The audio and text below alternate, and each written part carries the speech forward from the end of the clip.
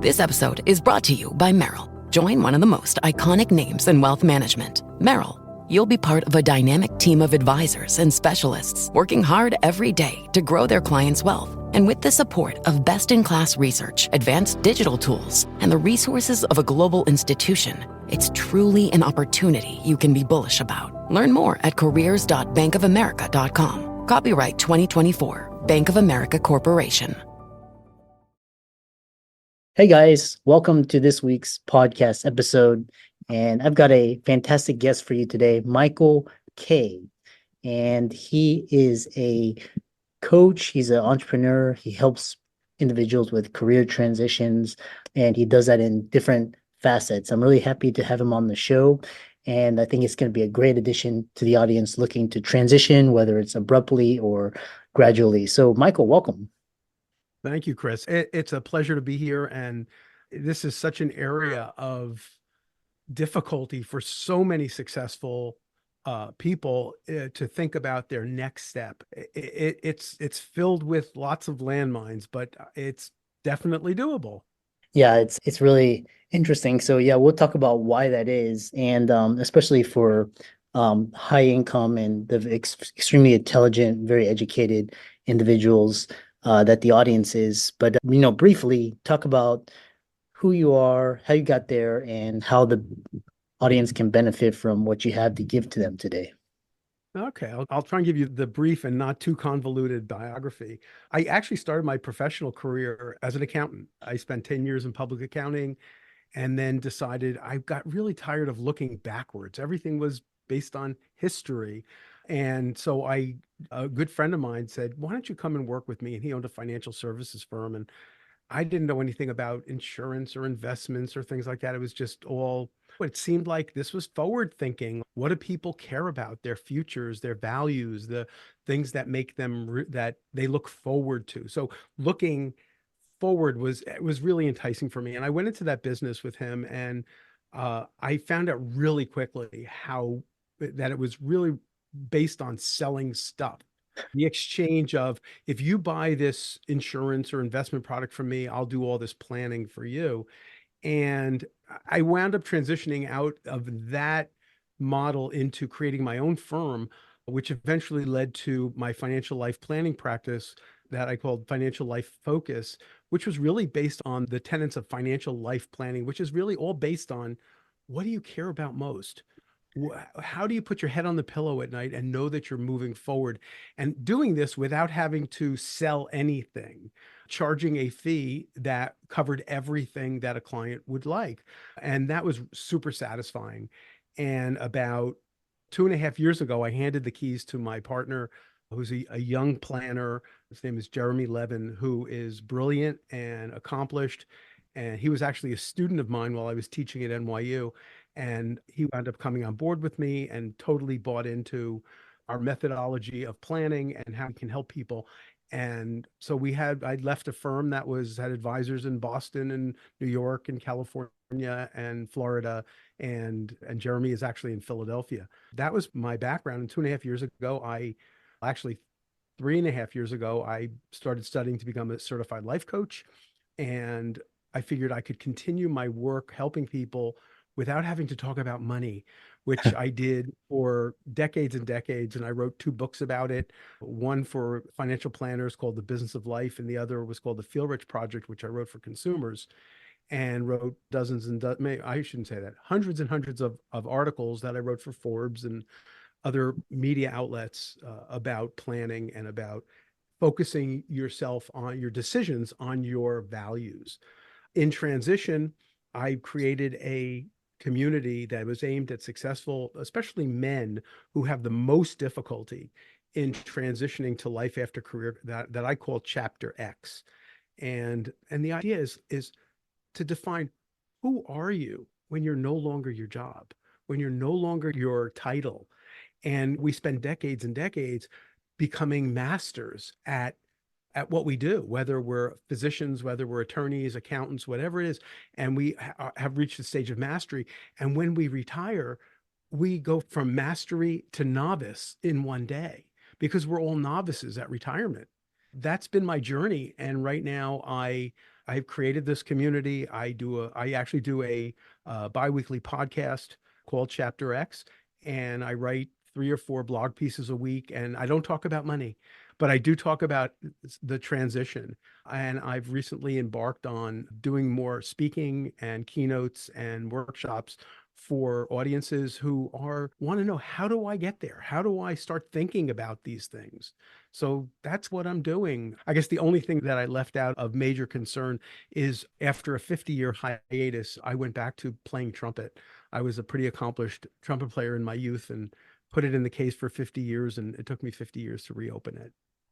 Yeah, it's a really great introduction. And what's interesting is a lot of parallels. I went into medicine to, we all come in, we want to help people, but then we realize we're just cogs in the machine and we're just working for insurance companies and all these bureaucrats. And so one question I have is, why do some of the most smartest, intelligent, educated, hardworking, high income struggle with transitions?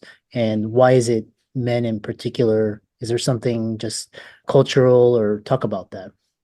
Yeah, I think that the biggest challenge is because we are trained to be aimed towards success, to be aimed towards top of the hill, where this is what we aim all our, where from our very young age, our parents are, you want to get a good job, you want to become this, you want to become that, you want financial security, you want to achieve. And so that becomes us, right? We become it, we become that journey. And the problem is that along the way, we lose the idea of finding another side of us. What else can bring us joy? What else can be interesting? What else can we do that is not based on having to be great at it? And so you've got to disassemble decades of training and focus to thinking something differently.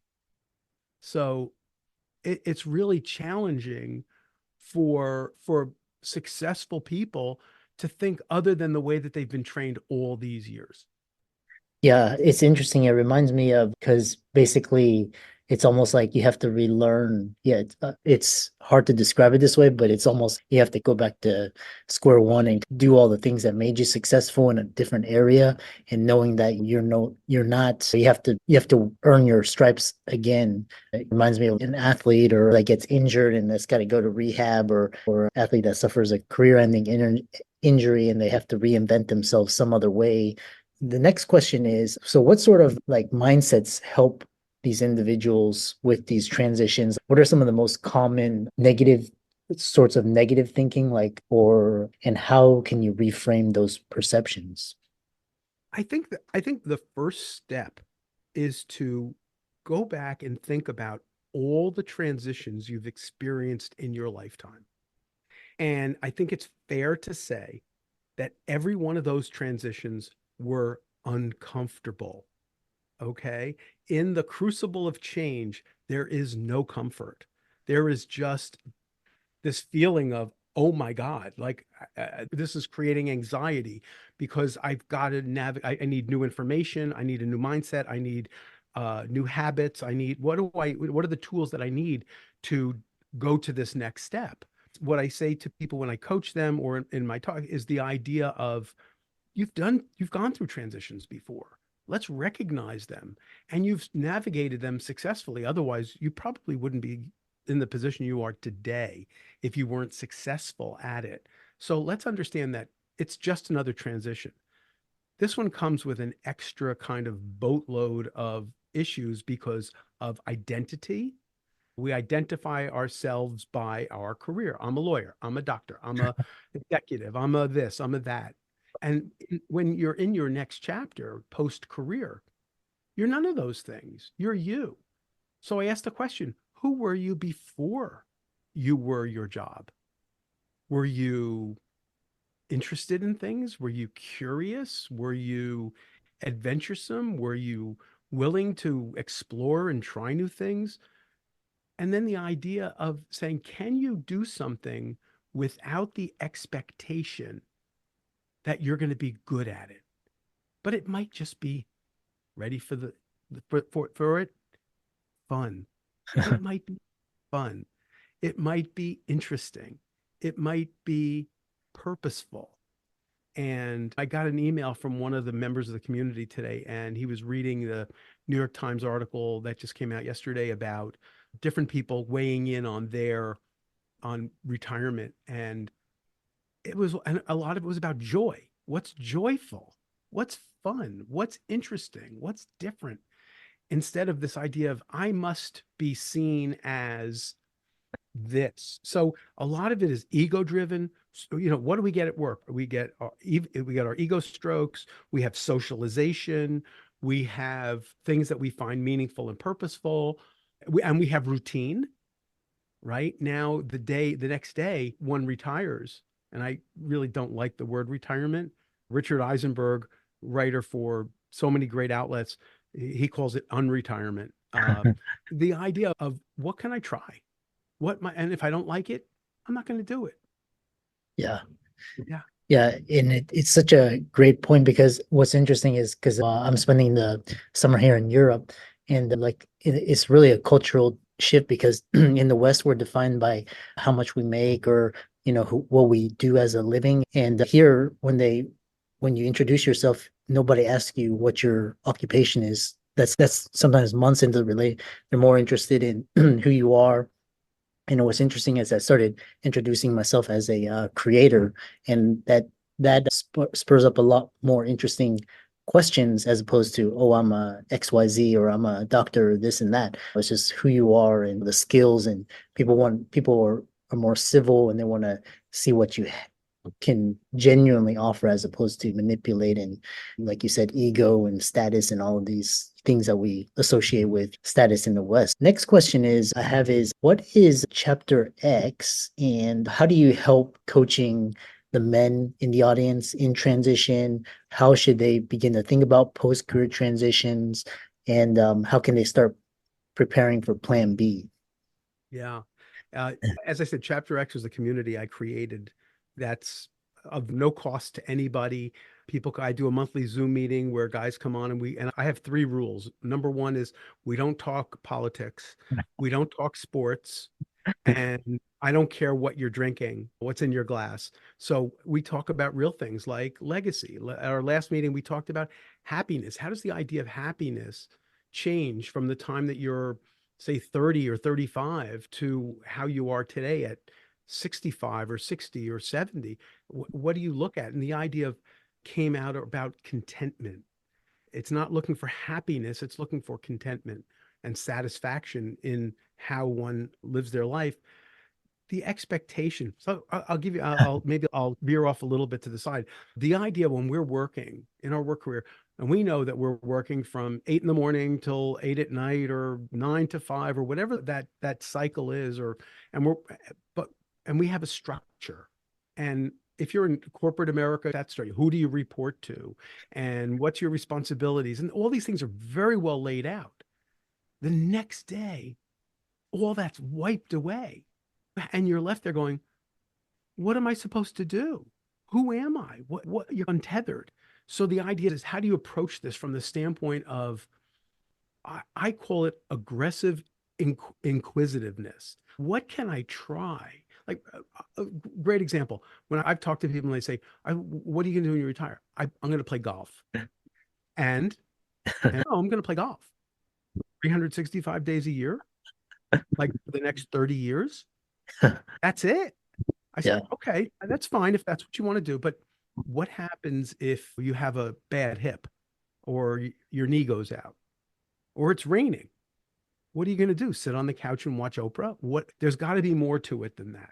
So the idea is really dig into possibilities. What might be interesting? What might be fun? As I said earlier, I started playing music again and taking lessons and things like that. I started playing with a local community band. And after the first rehearsal, I said, I don't like the people. I don't like the music they're playing. Maybe it's me. I'm not an extrovert. I'll try it again. And I went to the second rehearsal, felt the same way, told the conductor, sorry, I'm out. It wasn't fun. Meanwhile, I play with an adult big band and I'm having the time of my life. So it's okay. I made the decision. Just because I said yes to it today doesn't mean I'm consigned for life. So the idea is to approach these things with curiosity, with fun. Is this enjoyable? Does it make me feel good? Is it purposeful? People say, I'm going to volunteer. Great, but volunteer things that are meaningful to you and try it. You might try something and say, I don't like it. I had a dear friend of mine came to me. She says, I really don't know what to do in retirement. I'm saying, well, do something. And if you like it, do it again. And if you like it, do it again. If you don't like it, don't do it again. So we have this whole buffet of possibilities in front of us that we can try and sample. But we have to eliminate the ego side of it. Like, I've got to be great at this. No, you don't. You just have to have fun with it and realize that the title that you carried for all those years is an impediment to your happiness now, because you're putting everything against that blueprint of success. And success in this chapter is based on our willingness to go out and do that work. Mm, mm. I love that. And, a lot of the things is because it was interesting because I was talking to another podcast guest, and they were saying that this concept of this arrival fallacy, like I will be happy when XYZ or this and that, but she reframed it as a process. So it's when you emphasize spontaneity, joy, creativity, music or writing or speaking, things that you don't do for the money, but just things that make you happy and joyous. So really interesting. And I'm sure a lot of the audience, especially the male physicians and listening to this, they may need help with career transitions, and you seem in a good position to do that. How can they contact you, follow you, check out your social medias and so on? Yeah. Where they can find out more about what I'm doing is at fk.com. And there's a link to emails and sign up for the blogs and get invitations to the Zoom meetings. And that's the best way to find me. And the idea is if you have questions, ask the questions. I'm happy to jump on a call or a Zoom with anybody just to chat. There's no cost. There's no obligations. I'm not trying to sell anything. And I to me, helping people, this is an extension of my career of helping people in whatever way I can, because it's challenging, it's hard, but the mindset needs to be realigned to saying, being the president, being the best doctor, being the best attorney is no longer the part of the calculus for how you live your life. I had a guest on a couple of years ago, and he said, there's a day you are born and a day you die. He goes, it's in the dash where you live. And that's what's important, is the dash. What happened in each day to make our lives more fulfilling and more meaningful. Yeah, I love that. And what a great way to end. And you can't take your status or your wealth with you. So it's like what you do with it, and it's how you live your life. And really fantastic conversation. And for all the audience, be sure to give Michael's socials a like and follow and reach out to him. And thanks so much for coming on. It was my joy.